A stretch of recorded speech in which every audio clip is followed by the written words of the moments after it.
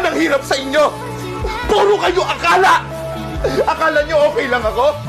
Akala nyo masaya lang ako? Akala nyo madami akong pera? Pues akala nyo lang yung lahat.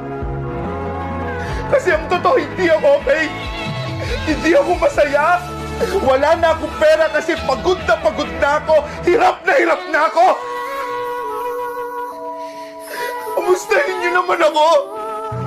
Huwag nyo kakamustahin nyo lang ako dahil kailangan nyo ng pera, kailangan nyo ako, kailangan nyo ng tulong. Kamustahin nyo ako dahil sa tingin nyo, kailangan ko kayo. Yun yung kailangan ko.